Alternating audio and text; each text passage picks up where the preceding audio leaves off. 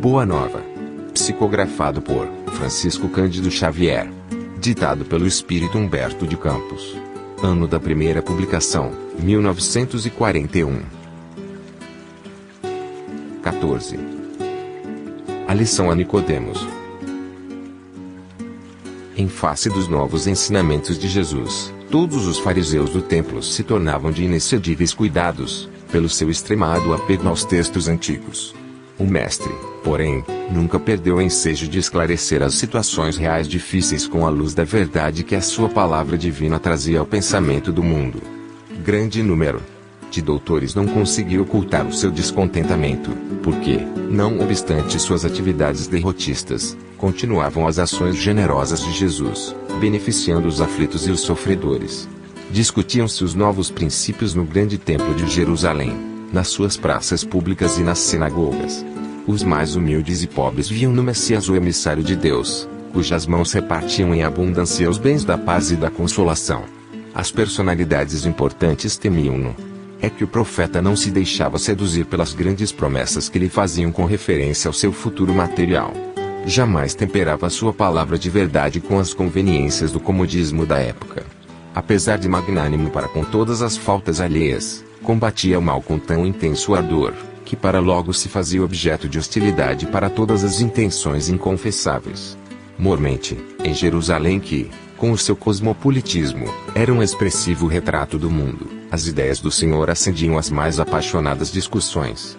Eram populares que se entregavam à apologia franca da doutrina de Jesus, servos que o sentiam com todo o calor do coração reconhecido, sacerdotes que o combatiam abertamente, convencionalistas que não o toleravam, indivíduos abastados que se insurgiam contra os seus ensinos. Todavia, sem embargo das dissensões naturais que precedem o estabelecimento definitivo das ideias novas, alguns espíritos acompanhavam o Messias, tomados de vivo interesse pelos seus elevados princípios. Entre estes, figurava Nicodemos, fariseu notável pelo coração bem formado e pelos dotes da inteligência. Assim, uma noite, ao cabo de grandes preocupações e longos raciocínios, procurou a Jesus, em particular, seduzido pela magnanimidade de suas ações e pela grandeza de sua doutrina salvadora. O Messias estava acompanhado apenas de 2 dos seus discípulos e recebeu a visita com a sua bondade costumeira. Após a saudação habitual e revelando as suas ânsias de conhecimento, depois de fundas meditações, Nicodemos dirigiu-se respeitoso. Mestre, bem sabemos que vindes de Deus, pois somente com a luz da assistência divina poderíeis realizar o que tendes efetuado, mostrando o sinal do céu em vossas mãos. Tenho empregado minha existência em interpretar a lei, mas desejava receber a vossa palavra sobre os recursos de que deverei lançar mão para conhecer o reino de Deus. O mestre sorriu bondosamente e esclareceu. Primeiro que tudo, Nicodemos, não basta que tenhas vivido a interpretar a lei.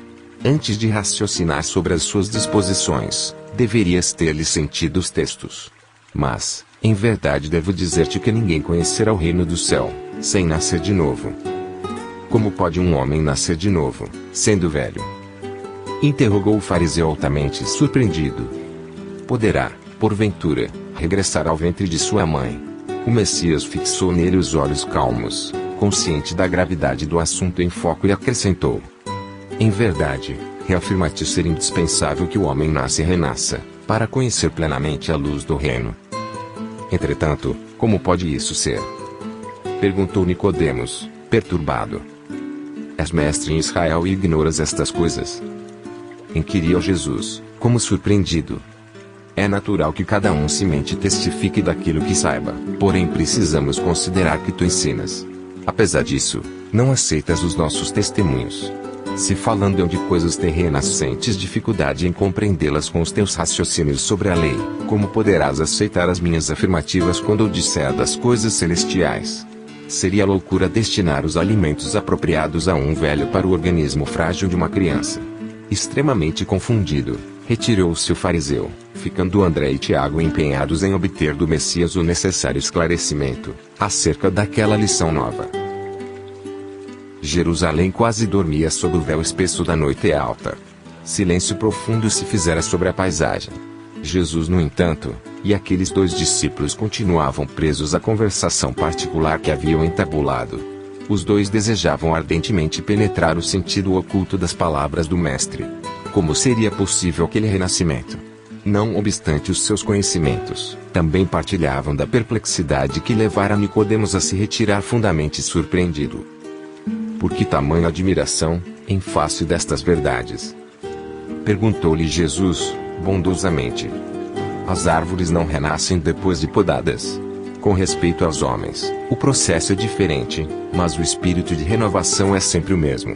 O corpo é uma veste. O homem é seu dono.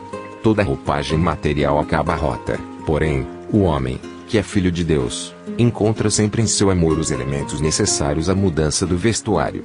A morte do corpo é essa mudança indispensável, porque a alma caminhará sempre, através de outras experiências, até que consiga a imprescindível provisão de luz para a estrada definitiva no reino de Deus, com toda a perfeição conquistada, ao longo dos rudes caminhos.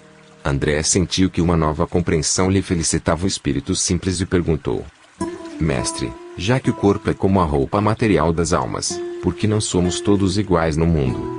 Vejo pelos jovens, junto de aleijados e paralíticos. Acaso não tenho ensinado? Disse Jesus.